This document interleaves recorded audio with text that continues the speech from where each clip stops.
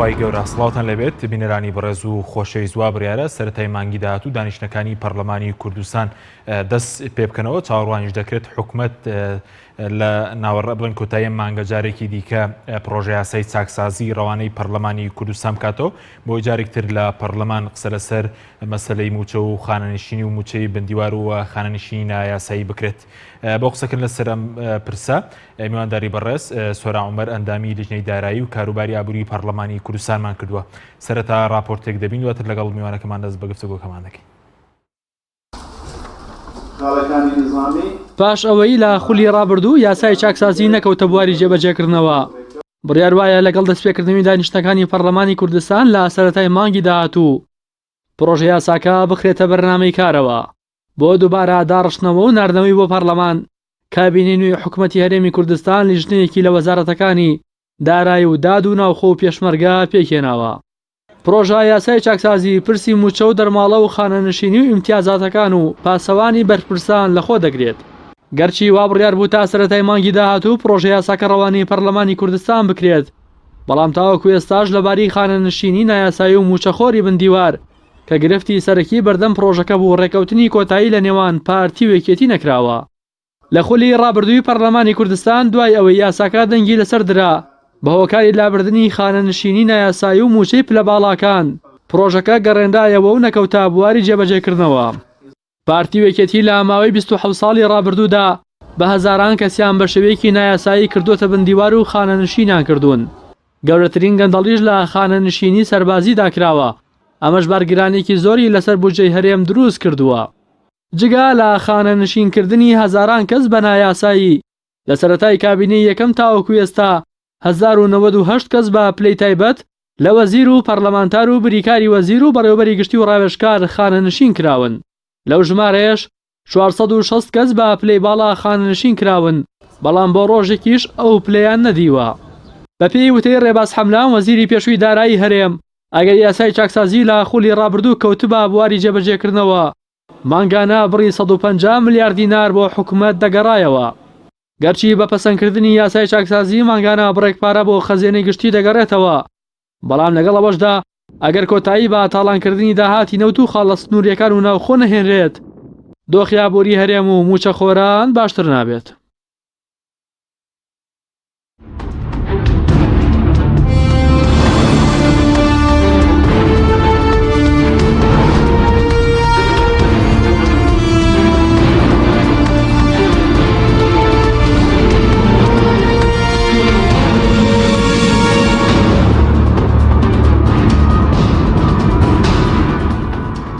جارێکی تر سڵاوتان لەبێت بینەرانی بەڕێز کاک سۆران بەخێر بێ سوپاس بۆ ئامادەبوونتان.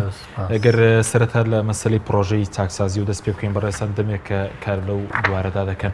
ئێستا کە حکوومەت بەنیازی داڕشتنەوەی دووبارە پرۆژەی چاکسازیە، هیچ سەمانگێکێ لە نێوان لیژنەی دارایی و لەگەڵ حکوومەت؟ بە ناوی خوای بەخشندەی میهرەبان ئەمڕۆ دیارە کۆبوونەوەی لیژنەی داراییمانە بوو لە پەرلەمانی کوردستان. ئومێد دەکەین هەماهەنگیمان باشتر بێ لە خولی پێشوو. لیژنەیەک دروست بووە لە بینی حکوومەت و پەرلەمان لەسەر ئامادەکردنەوەی جارێکی تری پرۆژەی چاکسازی کە دیارە ئەوان لە لیژنەکە هەر پێگەنەرەکانی کابینەی نوێیان داناوە لەو فراکسیۆنانە، بەڵام ئەوە گرنگ نییە، ئەوە گرنگە کە پرۆژەکە بێتەوە جارێکتر بۆ پەرلەمانی کوردستان. وا بڕیارە لە خولی نوێی یاسادانان کە لە یەکینەوە دەست پێیەکە ئەو پرۆژە ئاراستەی پەرلەمان بکرێت لەلایەن حکوومەتەوە.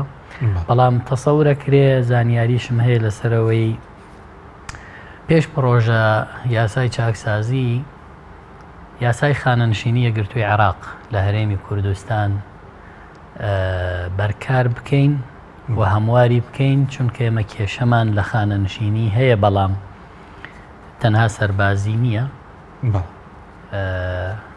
لە کۆی خانەنشینی ئێمە کێشەمان هەیە. ئەو یاسایە بۆ خەڵکی کوردستان باشە. خولی پێشوو ئێمە هەموارمان کرد بۆی بە هەموارکراوی بەرکار بکرێت لە هەرێمی کوردستان. نردمان بۆ ئەنجومەنی وەزیران بەداخەوە ئەو کاتە ئەنجومەنی وەزیران وتی ئێمە لەبەر بارگرانی دارایی ناتوانین لە کاتێکە ئیجابیاتی زۆری هەیە بۆ خانەنشینی لە هەرێمی کوردستان. باش ینی ئەمە زانیاریە ینی پێش پرۆژە چاکسازیەکەەوە پەسەند بکرێ ئەمڕۆ قسەی لەسەر کراوە لە پەرلەمان لە لیژنەی دارایی یاخود ئەگەر بۆ نمونە یاسای یەکگرتووی خانەنشینی عێراق جێبەجێ بکرێت چی لە دۆخی خانەنشینانی هەرێمی کوردستان دەگۆڕێت؟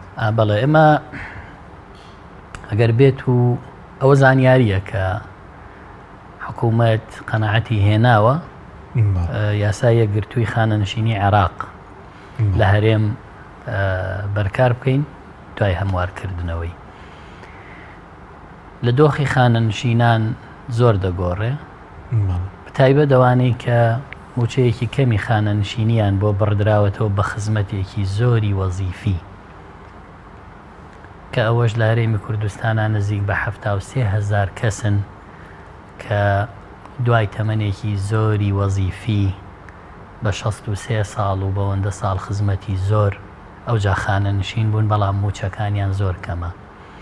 لە عێراق ئەمانە معالەجە کراون لە هەرێم نەکراوە. یەکێک لە معالەجەکان ئەوەیە کە خەڵکێکی باش سوودمەند دەبێلی وەجگە لەوە هەندێک خانەنشینی تر هەیە هاوتای عێراق نییە جیاوازی تایە بەڵەوەکو بوون کە ئەمەش لە مەسلحەتی سەرجەم خانەنشینانە جارێکی تر وردەکاری زۆر زۆری تایە و یاسایە عێراقیش لای خۆی ینی ئێستا ئەگەرە یاسایە لە کوردستان بەرکار بکرێ موچەی هیچ خانەنشینی لە 400,000 کەمتر ناوێت. بەڵێ ئەوە یەکێکە لە خاڵە ئیجابیەکان کە کەمترین موچەی خانەنشینی ئەبێ بە 400,000 یان شتێک کەمتر ئەوە یەکێکە لە خاڵە ئیجابیەکانی ئەو یاسایە.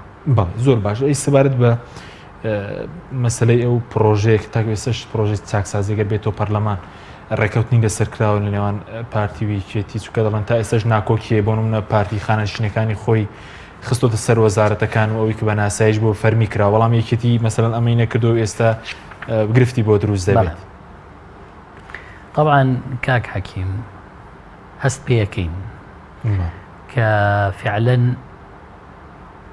ترسێکی زۆر هەیە لە لایەنەکانی کە زەرەرمەندی سەرەکین لەم یاسای چاکسازی ئەو ترسەژەوەیە کە ئەوان هاتوون خەڵکێکی زۆری خۆیان بە نایاسایی خانەنشین کردووە لە پێناوی دەنگدانە. ئێستا دەست بەی لەوانە حەقیقەت گرفت دروستە بێ. ڕەنگە من ئەمڕۆ لە لیژنەی دارایش باسم کرد کە بریا چاکسازی بەو پرۆژە دەستی پێناکرد.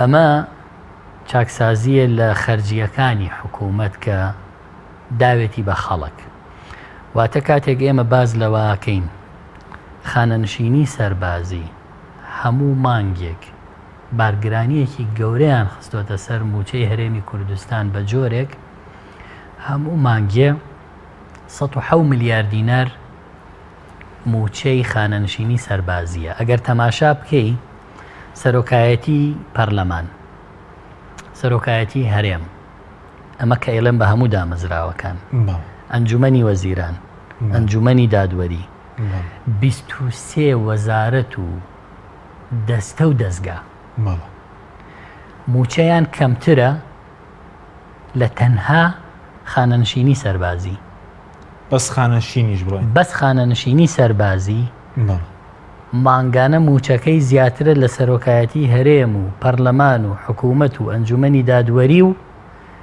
23 وەزارەت و دەستە و دەستگا. یعنی کە لی دەرکەین چەند وەزارەت دەمێنێتەوە بۆ نمونە تەماشا بکە ئەگەر ئیزن بدەی من بۆتە خوێنمەوە کە ئەم بارگرانیە چۆن دروست کراوەوە لە چی زیاترە تەماشا بکە. موچەی بۆی ئەیڵێمەوە بۆی خەڵک باش تێی بگە موچەی خانەنشینی سەربازی بۆ یەک مانگ زیاترە لە موچەی سەرۆکایەتی هەرێم سەرۆکایەتی پەرلەمان ئەنجومەنی وەزیران ئەنجومەنی دادوەری وەزارەتی ئاوەدانکردنەوە وەزارەتی کشتوکاڵ وەزارەتی شارەوانی وەزارەتی گواستنەوە وەزارەتی ڕۆشنبیری وەزارەتی تەندروستی وەزارەتی کاروباری کۆمەڵایەتی وەزارەتی شەهیدان، وەزارەتی ئەوقاف، وەزارەتی پیشەسازی، وەزارەتی داد، وەزارەتی خوێندنی باڵا، وەزارەتی کارەبا، وەزارەتی پلاندانان، وەزارەتی سامانە سروشتیەکان. ئەمەی تا ئێستا بۆم خوێندیتەوە 3 سەرۆکایەتی، ئەنجومەنی دادوەری 19 وەزارەت موچەیان کەمترە لە خانەنشینی سەربازی. زائیدەن 20 دەستەی وەبەرهێنان، 21 دەستگای ئاسایش، 22 ئەنجومەنی ئاسایش، 23 دەستەی مافی مرۆڤ، 24 دەستەی ژینگە، 25 دەستەی ناوچە کوردستانیەکان، 26 دەستگای مین، 27 دەستەی دەستپاکی. واتە خانەنشینی سەربازی لە یەک مانگا موچەکەیان لە موچەی 19 وەزارەت و 8 دەستە و دەستگا و هەر 3 سەرۆکایەتیەکەی پەرلەمان و حکوومەت و سەرۆکایەتی هەرێم و ئەنجومەنی دادوەری زیاترە. ئەمە چ کارەساتێکی گەورەیە. باش بۆچی مۆبایل هاتووە ئێستا بۆ نمونە ژمارەیان چەندە خانەنشینی بەس سەربازی ئەگەر مەدەنیشی لەگەڵدا نییە؟ مەدەنی لەگەڵ نییە. بەڵە بۆچی ئەوە گەورە کرانی ژمارەیان چەندە؟ لەبەرەوەی کە ئەوەی لاتوە 100,000 کەس خانەنشین کراوە. 100,000 کەس بە ناوی ئەوەی ئەمانە لە پێش ڕاپەڕین پێشمەرگە بوون. باشە خانەنشین کراون بە پارەی خەیاڵی لە کاتێکە لە هەرێمی کوردستان هەموو لایەنەکان زۆریان بۆ حساب بکەی 15,000 پێشمەرگەیان نەبووە لە سەردەمی شاڕما. بەس بەڵێ هیچ بەڵگەیەک لەوە هەیە کە لە 15,000 زیاتر نەبێت. تەماشا بکە پێشمەرگەی فعلی و حەقیقی ئێمە کە لە شاخ بوون چەند بوون وەنیە بابین بە حەقیقی پێشمەرگە دێرینەکان و ئەیلول و ئەمانە حساب بکەین. باش بە حەقیقی بزانین بە حەقیقی چەند بوون. ئێمە ئەگەر 100,000 پێشمەرگەمان هەبوو بێ هی پێش ڕاپەڕین چۆن ئەنفالە کراین، چۆن کیمیابارانەکراین، چۆن هەنێت دێمان بەدەستەوە نە ئەما بیپارێزین. ئەزانی ئەو کاتەی ئەنفالە کرین، ئەو کاتەی کیمیاییمان لێ ئەدرێ 2,000 پێشمەرگە نییە لە شاخە. بەداخەوە ئەو کاتە 500,000 کورد چەکی بۆ بەعز هەڵگرتووە بە جاش، بە مستەشار، بە فەوجی خەفیفە، بە تەواری، بە مەفرەزە خاسە. 500,000 کورد جاش بووە، نەک 100,000 کورد پێشمەرگە بوو بێ. ئێستا بێ 100,000 کورد موچەی بیتێ موچەیەکی خەیاڵی. ئەمە غەدرێکی زۆر گەورەیە کراوە لە ناوی پێشمەرگە لە خەباتی پێشمەرگە. باش بگوێرەی تۆ ینی بۆ نمونەکە دەڵی ناگاتە 20,000 ئەوانەی تر بەشێکی زۆریان جاش و مستەشار و ئەوان بەشی زۆری ئەوانەی کە خراونەتە خانەنشینی سەربازی، جاش، مستەشار، فەوجی تەواری، قوات خاسە بوون، پیاوی بەعز بوون. گوناح نییە ئەمانە لەگەڵ خەباتکاری پێشمەرگەی پێش ڕاپەڕین و ئەنفال و دوای ئەنفال موچەیان بیتێ کە هەیانە پێشمەرگەی داوە بەگرتن، پێشمەرگەکە ئیعدام کراوە. دایکی ئەو پێشمەرگە لە دەستگای شەهیدان 500,000 وەرەگرێ، ئەوەی کە کوڕی ئەو ئافرەتەی داوە بە ئیعدام 2 ملیۆن وەرەگرێ لە خانەنشینی سەربازی، چکە بە پلەی ڕائید و عەقید و مقەدەم خانەنشین بووە. ئەویش بە پێشمەرگەیەکی شەهید کە ئیعدام کراوە. ئەوانەی کە خانەنشینی سەربازی وەرەگرن خۆیان باشە زانن کاتێک کە ئەچن موچەکە وەرەگرن چەند تەواری و جاش و قوات خاسە لەگەڵ یانە موچە وەرەگرێ. ئەوەی کە پێشمەرگەی شەهید کردووە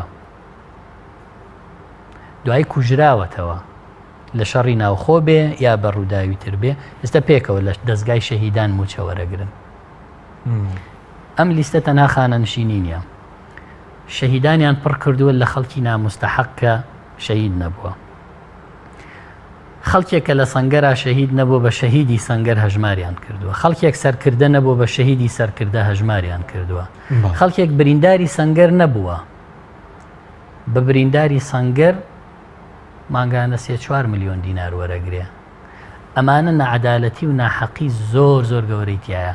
ئەم قەزیە چۆن کەشف بوو و پرۆژەی چاکسازی چۆن هاتە بەرهەم حەزەکەم ئەوت پێ بڵێم. من لە سەرەتای خولی پەرلەمانی لە خولی پێشوە هەستان بە بەدواداچوون بۆ ئەم پرسە کاک حەکیم.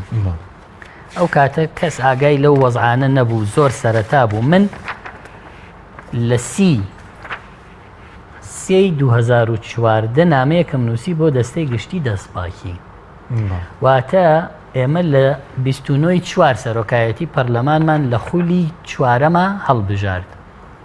واتە مانگیە پێشەوەی سەرۆکایەتی بۆ پەرلەمان هەڵبژێرێ من هاتم نامەیەکم نووسی بۆ دەستەی دەستپاکی. باسم لەوە کرد کە لە ساڵی 2012 مانگی 11 خانەنشینی پێشمەرگە و خانەنشینی پێشمەرگەی ئەیلول و سلێمانی هەموو ئەمانەی پێوترێ خانەنشینی سەربازی ژمارەیان 64,967 کەس بووە. لە ساڵی 2013 کۆتایی 2013 ئەم ژمارە بۆ بەنەوە 2641 خانەنشینی سەربازی. کە تەماشام کرد ئەمە گرفتێکی گەورە تایە ڕوویداوە.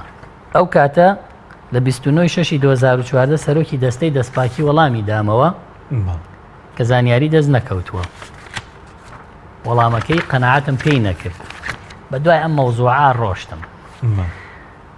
گەیشتمە ئەوەی کە 27,000 کەس تەنها لە ساڵی 2013 بۆ هەڵبژاردن کێتی و پارتی خانەنشینیان کردووە بۆی دەنگیان پێبن. 27,000 لە ساڵی 2013 یەک ساڵە کە ساڵی یەک هەڵبژاردنە 27,000 کەسیان خانەنشین کردووە بە پلەی سەربازی. جگەلەوە نامم نار بۆ سەرۆکی حکوومەت هەل لە هەمان ساڵ بەبێەوەی کەس بزانێ 15,000 فەرمانبەریشیان تاعین کردووە لە 2013. بەڵێ یعنی تەنها لە ساڵی 2013 پارتی دیموکرات و یەکێتی نیشتیمانی بۆ ئەوەی لە هەڵبژاردن نەکەون چونکە لە 2013 لە 2009 تا 2013 سێ لایەنی بەهێزی ئۆپۆزیسیۆن هەبوون تەسیری لە دەنگی ئەوان کردبوو. تەنها لە 2013 42,000 کەسیان کردو بە خاوەنی موچە بە فەرمانبەر و خانەنشینی سەربازی. ئەم دۆسیە گەورە بوو ئەوە تا ئەمە هەموو بە دوواداچوونەکانە. تا دوجار لە ڕێی چاودێری دارایی لە ڕێی دەستەی دەستپاکی لە هەموو ڕێیەکەوە من خەریکی ئەم پرسە بووم. ئەوە تا لە 7 چواری 2015 جێگری سەرۆکی پەرلەمان دەستخۆشی ئاراستە کردوم لەسەر هەوڵەکانم بۆ چارەسەری کێشەی خانەنشینی نامستەحەق و دواییش کردم بە پرۆژەیەک خوێندنەوەی یەکەمی بۆ کرا پرۆژەکە هاتە پەرلەمان کە ئەمەیە پرۆژەی پێداچوونەوە و ڕێخستنەوەی خانەنشینی مەدەنی و سەربازی کە ئەوەی لە یاسای چاکسازی هەیە لەم پرۆژەوە سەرچاوی گرت. ئەوەی بە نایاسایی خانەنشین کراوە لە پلەی وەزیرەوە تا پلەی سەربازی هەموو یەکگرێتەوە. ئێمە لە هەرێمی کوردستان 7 شوێنمانەیە خەڵک خانەنشینەکە 5یان هی یەکێتی و پارتین. تەنها دویانی حکوومەتیێرێ تەنها دویانی حکوومەتیێرێمەیەکیان خانەنشینی مەدەنیە کە خەڵکێک بە 63 ساڵ تەمەن و بە عمرێکی زۆری خزمەت خانەنشینە بێ. یەکێکیانی دەستگای شەهیدانە و پێشمەرگانەی شەهیدە بنەوەی ئەنفالوانە شەهیدانیان بۆ بڕێتەوە. ماعەدا ئێستاش بەردەوامە ئەم دەستگا حیزبیانە. خانەنشین نەوەستاوە پێ دوێ؟ نەخێر بەردەوامە چین ئەوانە خانەنشینی سەیرم کە وەزارەتی شەهیدان دەستگای خانەنشینی هەیە. بەڕێوەبەرایەتی گشتی خانەنشینی هەرێم هەیە. بەڕێوەبەرایەتی گشتی خانەنشینی پێشمەرگە خانەنشینی پێشمەرگە لە 1/7 خانەنشینی پێشمەرگە لە 1/8 خانەنشینی پێشمەرگە لە دەستگای ئەیلول خانەنشینی پێشمەرگە لە بەڕێوەبەرایەتی خانەنشینی هەولێر. ئەمە هەر لە نوکتاچیە لە مانگی 11 ساڵی 2017 حکوومەت هات بۆ پەرلەمان لە خولی پێشووتی ئەمە وەزعمان خراپە و ناتوانین موچە بەو جۆرە بەردەوام بکەین و ئەمانە منیشتم ڕاز ناکەن ئێواڵێن وەزعمان خراپە. ئەگەر وەزعتان خراپە وەرن ئەم کارە ساتە حەلکەن، ئەم کارە ساتە کامانە چیە وتمەمە ئەوەیە کە یەک شوێنی خانەنشینی کە موچە ئەدا بە خەڵکی ئەم هەرێمە زیاترە لە 19 وەزارەت و هەر چوار سەرۆکایەتیەکە و 8 دەستگا و دەستەی گرنگ تەنها موچەی وەزارەتی پێشمەرگە وەزارەتی ناوخۆ وەزارەتی پەروەردە زیاترە لە خاننشینی سەربازی لە هەموو حکوومەت خاننشینی سەربازی موچەکەی زیاترەوتیان چۆن تم ئەوە بەڵگەکان دام بە بەڕێز کاک دکتۆر ئامان سکرتێری ئەنجومەنی وەزیران بردیەوە هەموو ئەمانەی پیشانی سەرۆکی حکوومەت و جێگری سەرۆکی حکوومەت لە کابینەی هەژدا تویان قەناعەتمان پێیەتی با چاکیکەین. دکتۆر ئامان جەو کاتە هەوڵێکی زۆر باشیدا سکرتێری ئەنجومەنی وەزیران ئەمەی لێ دەرکرد کە ناوی یاسای چاکسازی خانەنشینی موچە و دەرماڵە و ئیمتیازاتەکان بوو کە ئەمە لە هەموو ئەم هەوڵانەی بەندەوە سەرچاوی گرت و خۆشبەختانە بوو بەمە. ئەمە جارێکی تر دێتەوە بۆ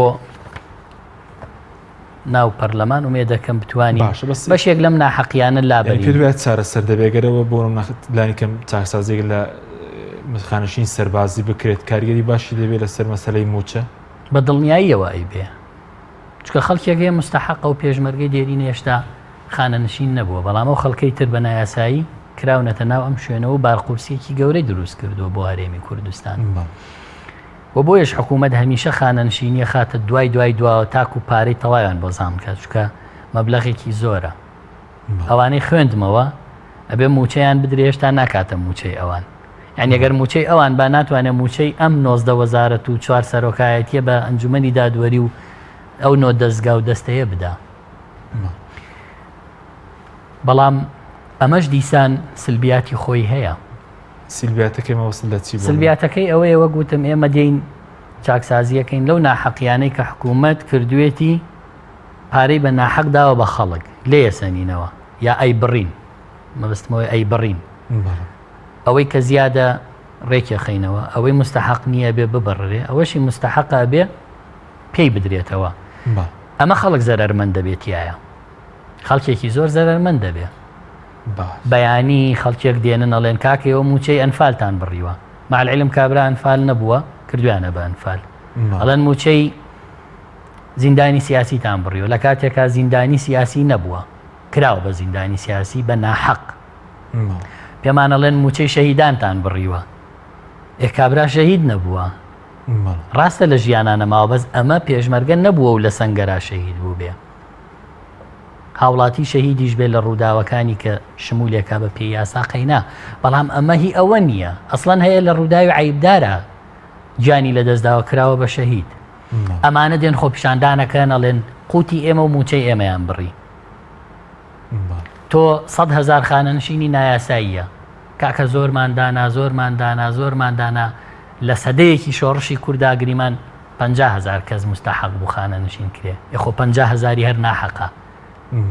تۆ دەستبەی لە موچەی 50,000 کەس کە بە ناحەق وەرێگرێ و دانیشتووە لە ماڵەوە هیچ گرفتی نییە و هەموو ڕۆژ مانگێک بۆ خۆی وەری بگرێ ئەمە دێتە سەرجادەیە ئەمە دێت دژایەتی تەکە بەس پێ پارتیویشێتی شاتمە سەر قەناعەتی بۆنەوە موچە خانەشینێ نایاسانێک کە خۆیان هەڵبژاردنەکان دەنگی زوریان بەسێناوە بیبڕن نازانم ئەوە لە ئەجارش گرفت دروست نابێتەوە بۆ ئەوە لە ئایندە دەرەکەوێ گرفت دروست بوو لە سەری یاسا چاکسازیەکە ئەو لە ئایندەیە دەرەکەوێت کە ئایا هەندێک لایەنە بن بە بەربەست بۆی یان هەندێک لایەن هی خۆیانیان حەل کردووە بە جۆرێکی تر ئەوە هەیە هەندێک لایەن بەڵێ بۆ منە حەلی کردبی حەلەکە چۆنە ینی نازانم جارێ نازانی بەڵێ ناتەوێت بیڵیان چکە بازەکە بۆ لایەن هەبووە خانەشینەکانی خۆی گواسۆتەوە بۆ سەر وەزارەتەکە لایەن هەبووە بۆ منە دۆسی بۆ دروست کردوون لایەن هەبووە کە بە پێی ئەم یاسای چاکسازیە شمولیەوە کاموچەی نەمێنێ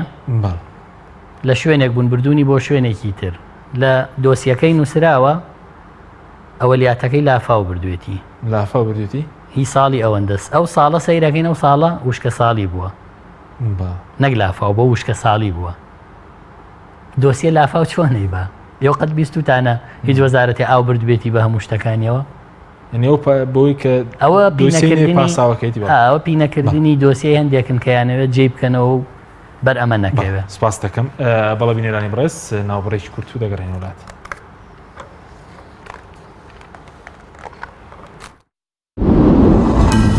تۆپ ئارت تاکە بریکاری تۆڕی میدیایی کۆمەڵ بۆ دروستکردن و بڵاوکردنەوەی ڕیکلام. تۆپ ئارت. ئایا تا ئێستا بیرت لەوە کردوتەوە کە ئینتەرنێتێکی بێسنوور بەکاربێنیت یان بیرت لەوە کردوتەوە کە بۆ هەفتەیەک یان 2 هەفتە ئینتەرنێتی بێسنوور بەکاربێنی سەرەڕای هەموو ئەمانە تا ئێستا بیرت لەوە کردوتەوە کە بۆ یاری ئەلکترۆنیەکان ئینتەرنێتی بێسنوور بەکاربێنیت؟ بێگومان نەخێر، فانسی نێت هەموو ئەم کێشانەت بۆ چارەسەر دەکات. تۆش دەتوانیت بۆ ماوەی هەفتەیەک یان 2 هەفتە یان مانگێک بەردەوام بێسنوور لەگەڵمان بیت. ئێستا خزمەتگوزاریەکانمان لەم شوێنانە بەردەستە: سلەیمانی، شارباژێر، شارە زوور، هەڵەبجە، سەی سادق، عربەت، پێنجوێن، بازیان، تاسڵوجە و زەرگوێز. فانسی نێت، هەمیشە ئینتەرنێتی بێسنوور. کارگەی شەربەتی خاڵقی گیرەوەی خاڵقی بە تامەکانی پرتەقاڵ، مێوەژ، هەنار، لیمۆ و مۆز و ئەنەناس بەرهەم دەهێنرێت. تەواوی تامە سروشتیەکانی شەربەتی خاڵقی وێنەی باخێکی پڕمیوەیە. کارگەی شەربەتی خاڵقی لەگەڵ 24 ساڵ ئەزمون و بە تامی سروشتی. ناونیشان سلێمانی ناوچەی پیشەسازی 2 پشت ئەلبیستەکە. کارگەی شەربەتی خاڵقی. کارگەی ئاسمان. کارگەی ئاسمان بۆ بەرهەمهێنانی نایلۆن و سفرەی سەفەری لە کوردستان. سفرەی ئاسمان لە خەمی تەندروستی هەمواندایە. سفرەی ئاسمان دوورە لە بەکارهێنانی هەموو ماوادێکی زیانبەخش وەک ریسایکلین. بەکارهێنان لە ئێوە دڵنیایی لە ئێمە لە باشترین و خاوێنترین بەرهەمە خۆماڵیەکانە. سفرەی ئاسمان ڕازگۆیی لە پێوانەدا، خاوێنی لە پێکهاتەدا. سفرەی ئاسمان. بۆ دەستخستنی سفرەی ئاسمان پەیوەندی بەم ژمارەیەوە بکەن: 0771 840 2000. هەمومان حەزمان لە برنجە. برنجێک تامی ڕاستەقینەی برنجمان پێ ببەخشێ. بازار جمەی دێت لە برنج، بەڵام بژاردەی من برنجی دۆلفینسیە. بە تام و بۆن هاوشێوەی برنجی کوردیە. 100% سروشتیە. برنجی خڕی دۆلفینسی شێفە گەورەکان سەرسامەکات، بۆیە بێ دوودڵی بژاردی من و کابانی ماڵە. تا ئێستا زۆر جۆری برنجم تاقی کردوێتەوە، بەڵام هیچیان وەک دۆلفینسی نییە. تامێکی ترە ئێوەش دەتوانن تاقیکەنەوە. دۆلفینسی باشترینمان بۆ هەڵبژاردن. تۆپ ئارت تاکە بریکاری تۆڕی میدیایی کۆمەڵ بۆ دروستکردن و بڵاوکردنەوەی ڕیکلام. تۆپ ئارت.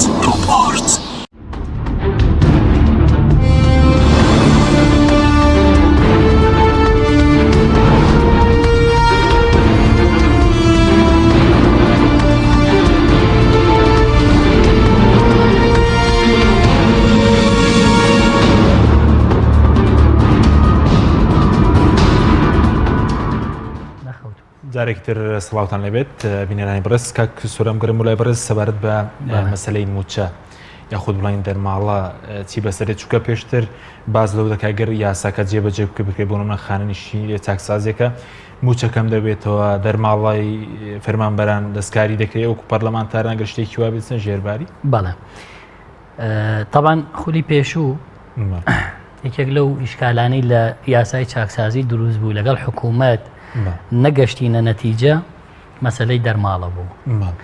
دەرماڵە لە هەرێمی کوردستانە گرفتی گەورەی هەیە.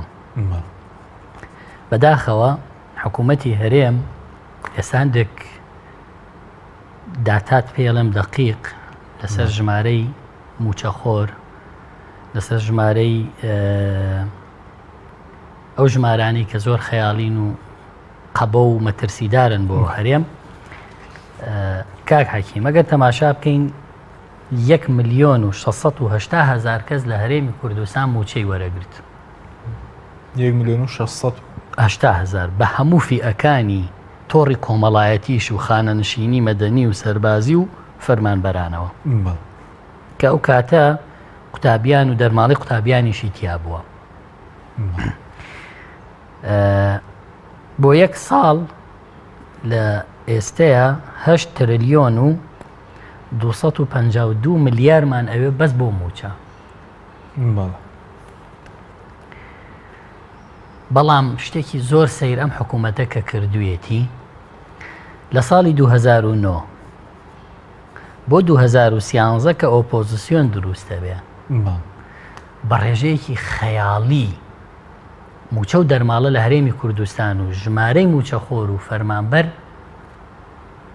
هەڵاوسانێکی گەورە دروستە بێ قەبە ئەبێ ئەم ڕقەمانە. ئەویش چییە؟ وەک باسم کرد تەنها لە 2013 42,000یان تەعین کردووە بە خانەنشینی سەربازی 27,000 15,000یش بە فەرمانبەر بێ لە گرێبەست کە 3,000یش گرێبەست بوو، یعنی کاتە 45,000. تۆ تەماشاکە لە ساڵی 2009 موچە و دەرماڵی فەرمانبەران 3 تریلیۆن و 665 ملیار بووە. یعنی لە ساڵێکە؟ بەڵێ 3 تریلیۆن؟ بەڵێ لە ساڵی 2009. لە ساڵی 2013 بێ بە 7 تریلیۆن و 163 ملیار، یعنی دوێندە زیاتر بەرز دەبێتەوە. بەڵێ دیارە لە ترسی ئۆپۆزیسیۆن هەر خەڵکیان کردووە بە خاوەن موچە و موچەیان داوەتێ لە هەر شوێنێکا بۆیان جێکرا بێتەوە. طبعا لە ساڵی 2009 فەرمانبەرانی هەرێم 493,000 بەڵام لە ساڵی 2013 بووە بە 68,000 هین 682,000 یعنی 2009 10 11 12 13 لەو 5 ساڵە 189,000 فەرمانبەر و موچەخۆر زیادی کردووە. 200,000 بڵێن 189,018 کەس زیایی کردووە. یعنی ڕێک لە 2014 ژمارەی فەرمانبەران بوو بە 700,000. ساڵانەی خانەنشینی پلە تایبەتەکان ئەوەی کە زۆر باسەکرێ وەزیر و پەرلەمانتار نزیک بە 40 ملیار دینارە ساڵانە بڵێ ساڵانە. خانەنشینی مەدەنی ئەوەی کە بە خزمەتی زۆر و 63 ساڵی تەمەنەوە 600 ملیار و 330 میلیۆنە. خانەنشینی سەربازی 1 تریلیۆن و 67 ملیارە. کە دەی سەیری ئەم ڕقەمانەکەی تووشی شۆکە بی ئەمانە چیان کردووە؟ بێمە سەر دەرماڵی فەرمانبەرە. بەڵێ لەو 8 تریلیۆنە کاک حەکیم حکوومەتی هەرێم 49 جۆر دەرماڵی هەیە. ئێستاش 49 دەرماڵایە 49 جۆر دەرماڵادا بە فەرمانبەران. باشە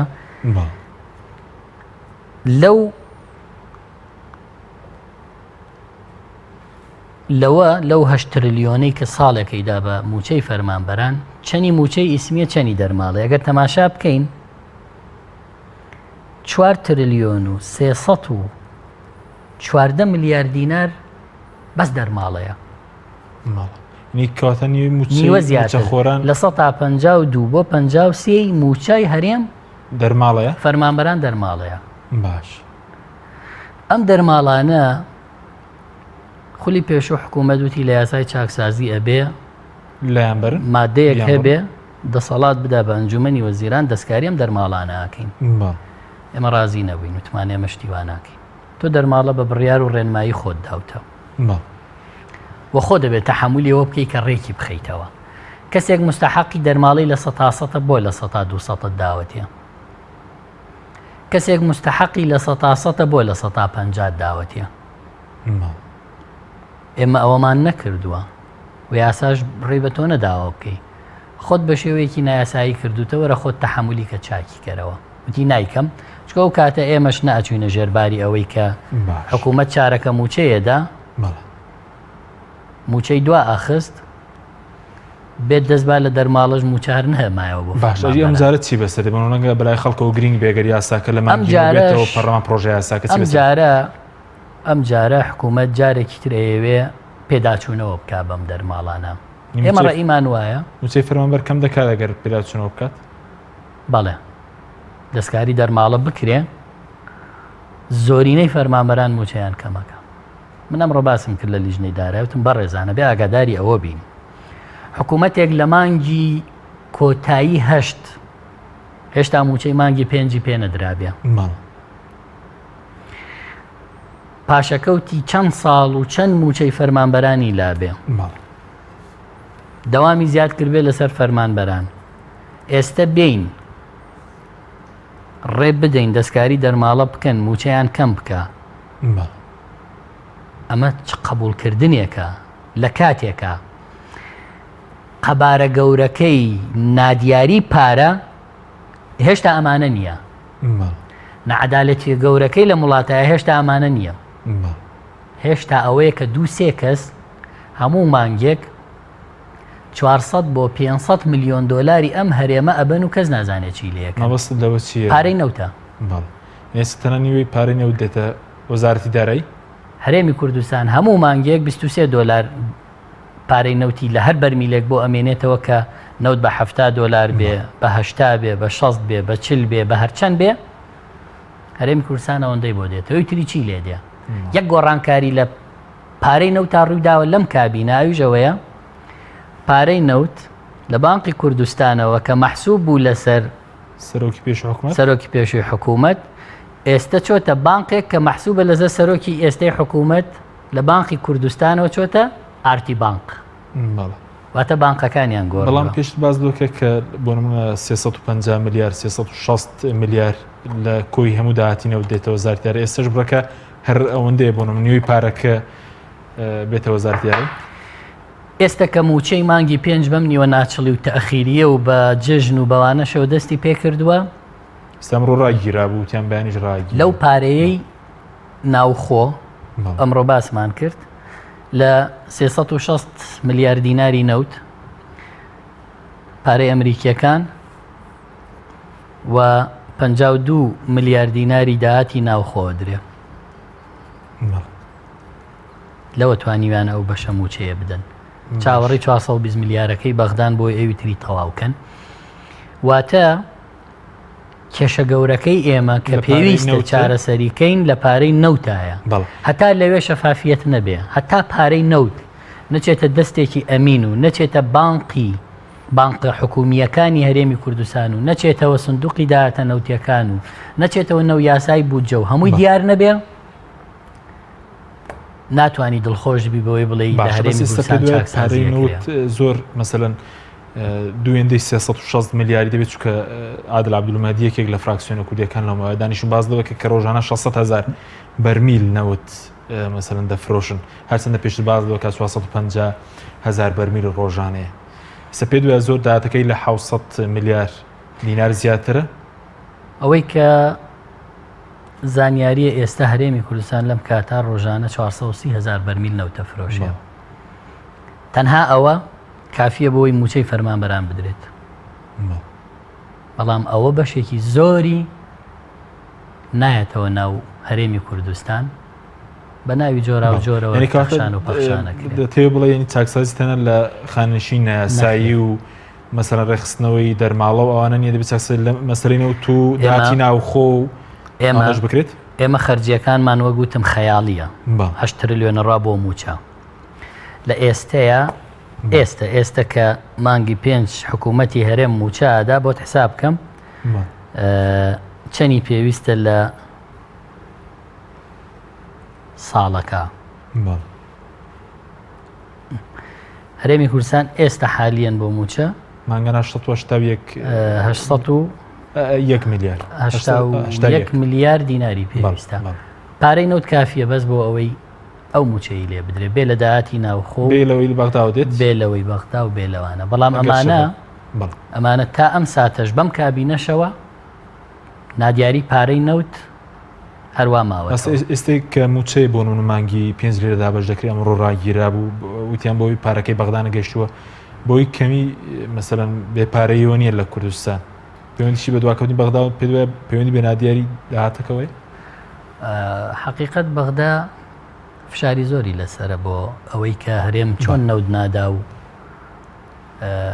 پارەی بۆ ئەنێری و شارعی عێراقی تووڕێ و بێکارەبایە و بێ خزمەت گوزاریە و بێوەزعێکی خراپە تەسەورەکەم ئەم ساڵ وا بڕوا چەند مانگێکمان ماوە لەگەڵ عێراق وا دەڕوا بەڵام لە ساڵی نوێیە ئەگەر نەوت تەسلیم نەکرێ بە بەغدا هەرێم تەسلیمی نەکە ئەوەشمان بۆ نایە ئەو کاتە هەرێم ئەگەر بێت و چاکسازی حەقیقی لە ئاشکراکردنی پارەی حەقیقی نەودنەکە ناتوانێت موچە بدە داتی ناوخۆش زۆر بادەر دەڕوات خاڵە سنووریەکە ئێستا کارەساتی گەورە لە خاڵە سنووریەکان هەیە کارەساتەکان چیەکە بە کورتی بچووکە کاتشمان زۆر کارەساتەکان ئەوەیە کە پارەی خاڵە سنووریەکان بەشێکی ئەچێتە گیرفانی هەندێک بەرپرسی دز ناچێتەوە ناو دارایی گشتی چۆن بەرپرسی دز هەر یەکە بە ناوێکەوە خەریکی دزی و تاڵانیە لە خاڵە سنووریەکان دەجۆر سەرانە لە خاڵێکی سنووری هەرێمی کوردستان وەرەگیرێ لە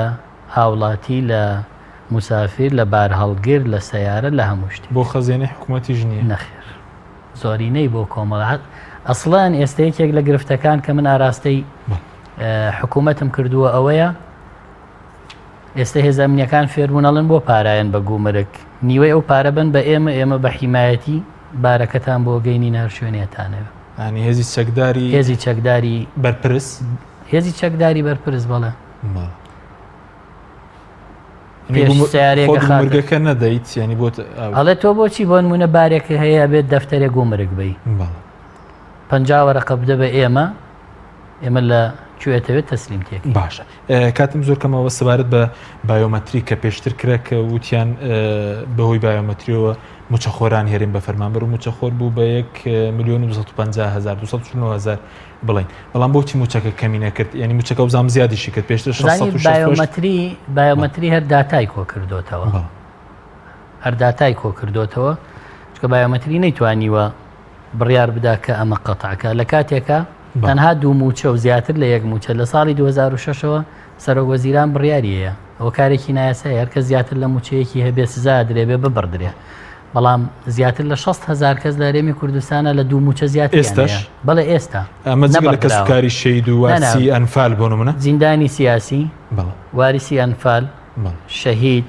کیمیاباران ئەمانە بە دوو موچە حساب ناکرێن بێ لەوانە ئێستا 62,000 کەس هەیە 5 موچەیە 5 موچەشەیە بەڵێ حکوومەت بایۆمەتریەکەمەی بنبڕنەکە بایۆمەتریەکە بەش ئەوەی ئاشکرا کرد باشە بەس لەو ڕۆژاندا شتێک بڵاوکرۆ لەسەر مەسلەی ئەوەی کە ئێستا لە پەرلەمانتاران باسییان بەگشتیان دەکە ئێستا خەریکی نووسینەوەی پرۆژەیەکن بۆ امتیاز بۆ خۆتان ئێوە شتیوە هەیە لە پەرلەمانی خودی وەکو فراکسیۆنی کۆمەڵ لەگەڵەوەدا مەسەرە نازان موچەی باڵاتر ببڕێتەوە بۆ پەرلەمانتەر امتیازی زیاد بکرێت ئێمە لەگەڵ ئەوەین کە خانەنشینی پلە باڵاکان بە تەمەن بێ بە خزمەت بێ نەک من بە تەمەنێکی کەمەوە بێم و بەس لە بەرەوەی پەرلەمانتار بووم خانەنشین بکرێت ئەو پرۆژە ئێستا لە پەرلەمان هەیە کە ئێستا لە پرۆژەی وام نەدیوەگەر بژێ دژێ بین ئێمە لەگەڵەوەین هاوتای عێراق کرێ خانەنشینی پلەی باڵا باش ئەی مەسەلەی پاسەوانەکان چی بەسەر چکە پاسەوان ژمارەشیان زۆرەوە بەڵێ پاسەوان لە هەرێمی کوردستان کارەساتە مەسئولی دز هەیە خەریکی دزیە